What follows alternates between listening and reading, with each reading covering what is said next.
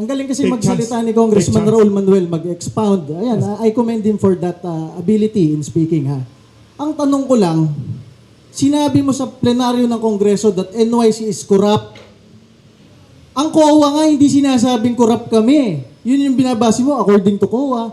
Sabihin ko sa iyo ngayon, Congressman, magkano yung kinurakot at sino ang nangurakot kahit piso? Pakiibanggit. Kasi sasabihin mo, pwedeng sagutin. Hindi ka namin pwede sagutin doon sa pagsasalita mo ng isang araw eh. Ngayon, sinabi mo, corrupt ang NYC. Pakisabi lang po sa Honorable Congressman Raul Manuel, magkano ang kinurakot at sino po ang nangurakot? Para alamin natin kung sino.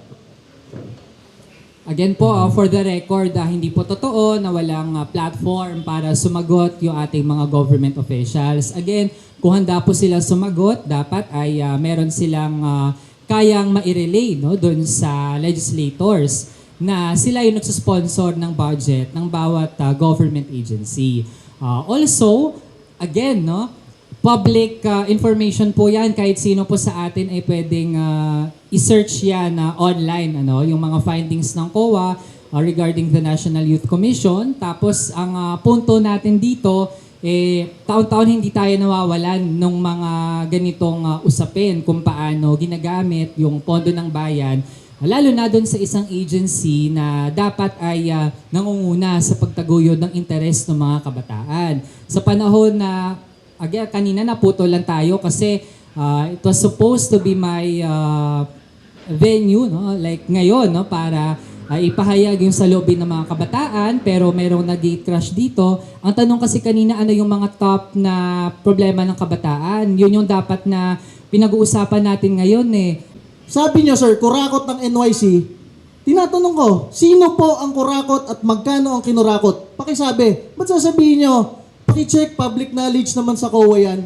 Wala nga sinabi ang COA na kurakot ng NYC, wala nga kaming kahit disallowance o pinapabalik na pera eh. Huwag niyo sabihin ng COA ang COA.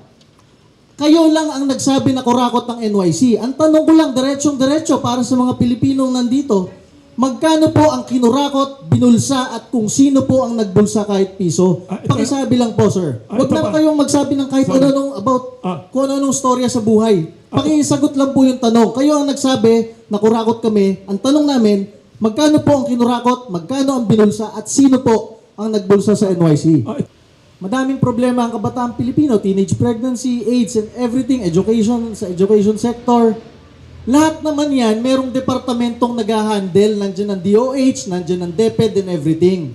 Ang number one na problema ng kabataang Pilipino, sa aking palagay, ay yung nire-recruit ang kabataang Pilipino papunta sa NPA para pumatay ng pulis, ng sundalo na nagsasakripisyo lamang ng oras nila, malayo sa kanilang pamilya para may peace and order sa bansa.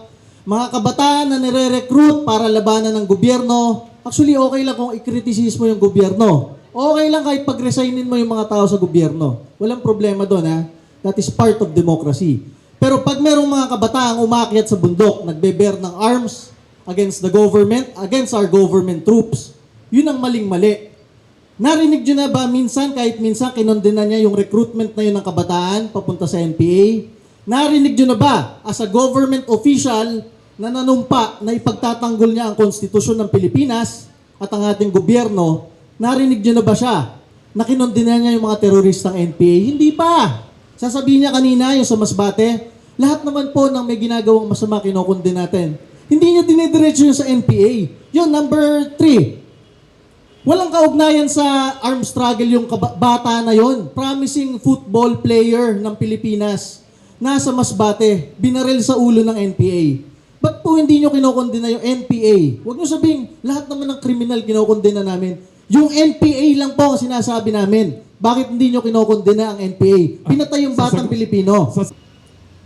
Nasa batas po natin sa current laws ng Government of the Republic of the Philippines at ito din naman ay kinakatigan ng ating mga huwes na kung meron tayong gustong mapanagot sa kasong rebellion, kasi makakonsider naman talagang mga rebelde, yung mga nasa New People's Army, di panagutin sila sa kasong rebellion, yun ay krimen.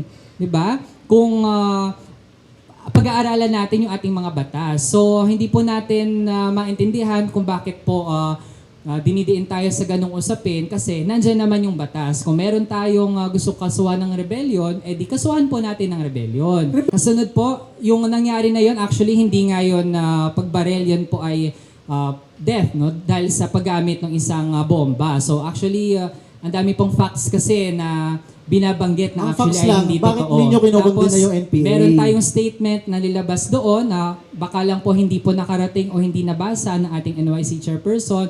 So pag ilang strike na po ito in terms of facts, kaya we highly advise the NYC chairperson na maging maingat po sa kanyang mga salita at magbatay po sa kung ano lamang yung facts. Maraming problema ang bansa natin. Maraming problema ang kabataang Pilipino.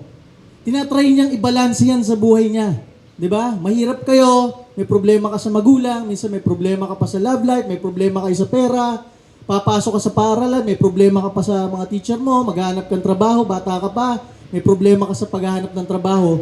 Walang katapusan ang problema ng kabataang Pilipino.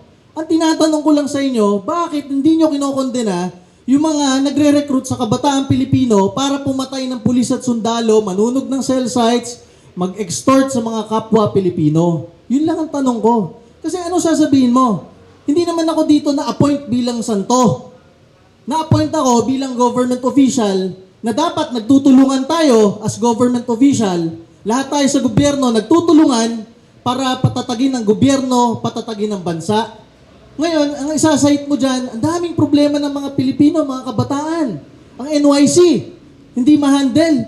Paano namin i-handle? Mismong budget namin, pinipigil mo? Ilan ang SK? 400,000?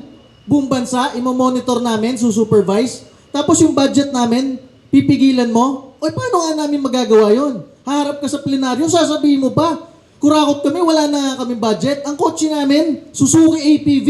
Mas maganda pa yung mga kotse ng mga SK. Taon-taon may nare-raise sa loob ng Kongreso kasi hindi nawawala ng anomalya yung ganong institusyon. And also, while gusto po nating magkaroon ng maayos na usapan dito, hindi Ayaw niya natin sagutin nakikitang eh. may patutunguhan ito Wala pa patunguhan to kasi ayaw niya palakasan ng sagutin. boses yung ating magiging batayan dito.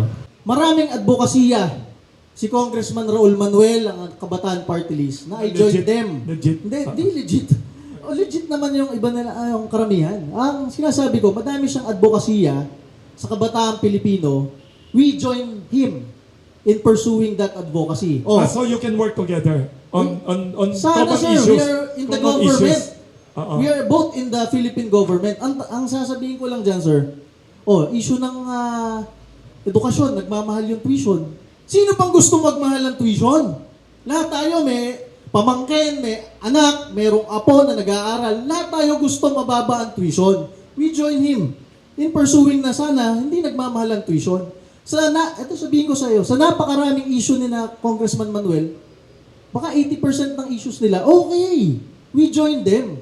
What is Doon your- lang sa issue ng ano reaction yun, NPA 80%? recruitment, ang galit na galit kami. Yes. Pare, hindi. Anong ito, comment yun, tingnan niyo kung sino dyan yung, yung mga mukhang nagtitik-tik lang, ha? Mga unfair. Ayan, sa mga gilid-gilid, na hindi taga-media. Tingnan niyo kung sino. Tingnan niyo, ha? Ano yung mga... May mga nagpipicture dyan ng sasakyan nyo, nagte-text ngayon kung sino-sino kayo dito. Ayan, tingin-tingin kayo sa likod nyo. Oh, Hindi taga Kamuning Bakery, hindi taga media. Ma-identify nyo kung sino dito yung may tanong lang... nagtitik-tik dito ngayon. Oh, ha? sorry, may tanong lang si Congressman kanina at saka concern ng ibang tao. Sino? Ituro mo. There are Sino? there are Meron ba? socialist and Yan, progressive forces. Yung naka-ano po? Yung naka-shades? Saan po kayo? Ganun po kapraning yung ating Hindi. si Chair. Pinipicture niya yung mga plate number ng mga sasakyan nyo Driver po kanina sa namin labas yun. eh. Driver mo yun! Sir, natural lang po yun, bodyguard niya kami. sige. Pinipicture mo lahat ng sasakyan dyan sa tabi. Pangit kasi. Hindi ko alam na driver mo. Akala ko Nga nagtitik-tik po lang. kasi ganun po Parang kapraning namin na mag-isip staff yung na ating NYC nagpipicture ng mga chairperson. plate number nyo. Kung si Congressman Raul Manuel, ikokondina niya ang NPA, tutulungan niya yung mga magulang na nagre-reklamo na yung mga anak nila nire-recruit ng NPA. Aba, baka gumawa pa kami ng commendation sa'yo, Congressman Manuel. Chair- Sinasabi po ng ating NYC Chair na bukas siya dun sa lahat ng mga grupo na nagsusulong din ng interes ng mga kabataan. Bukas sila sa iba't ibang ideya. Kaso, particularly, lalo na sa Kabataan Party List, actually yung ginagawa pong pagdidiin sa atin based on allegations na tayo ay linked sa mga rebel groups, yan po ay bahagi ng red tagging. At dinefine na po ng Manila Regional Trial Court kung ano yung red tagging. Binanggit din ano yung dangers ng red tagging kapag nilalump natin together yung mga aktivista, advocates, yung mga rebel groups sa ating bansa. Kaya po, we have witnessed no, na actually yung ganitong forum na actually kanina napakaganda ng daloy ay hina-hijack po ng ating NYC Chair as a platform for red tagging. Nung first term ko as NYC Chairman, 2018 to 2019, na-attain ng NYC ang ISO International Standard sa management. Tapos sasabihin niya, mismanage. Bumalik lang ako sa NYC as Chairman, ngayon lang January. Ba't mo ako pagre-resignin? I am the only NYC Chairman na naging member ng Kabataan Party List. Dati. Former, may comment Bakit kagalit sa akin? Ako nga lang kaisa-isang miyembro nyo na naging NYC Chairman. may Because kaya kong makipagdebate Hindi halata, ng harapan hindi sa'yo. halata. Kami nga sinasabi namin, yes. kahit anong laban mo sa gobyerno, okay lang. Wag lang violent. Karapatan nating lahat ng Pilipino yon. Pero, kung aakyat ka na sa bundok, namumundo ka na, may dala kang barel, nakakapatay ka na ng pulis at sundalo, hindi ka na naawa. Yung pulis at sundalo na yon, Ito naman. nag-training lamang. Thank you. Iniiwan yung anak at pamilya sa probinsya nila para lang ma-deploy, magbantay para sa bansa, tapos pinapatay. Tapos kung lait-laitin niyo yung mga tropa ng gobyerno, akala mo, sasabihin, pasista sila. Mahihirap rin yung mga pulis at sundalo na yun eh. Salamat. Ginagawa lang ang trabaho sa bansa. Nung pandemya, yung kapulisan, ang daming abuso, ang daming illegal arrest. Pero- Hindi po yan panlalait. Pero hindi kayo Yan against po ay sa mga- holding accountability, holding them accountable no, dun sa kanilang mga ginagawang paglabag sa karapatan ng ating mga kababayan. For example nga, sa international community, si former President Rodrigo Duterte, siya na ipapaimbestigahan ng ICC dahil sa napakaraming cases nung pagpatay sa ating mga mahirap nung drug war. Hindi po yan natin mabilis lang na dapat i-dismiss na yan ay minsan lang nagkasala, lalo na po kung systemic yung paggamit ng Estado ng kanyang violence laban sa mga mahihirap at walang kalaban-laban. Kaya hindi po natin madaling matatanggap na sabihin lang na minsan lang yan, error, nagkamali lang.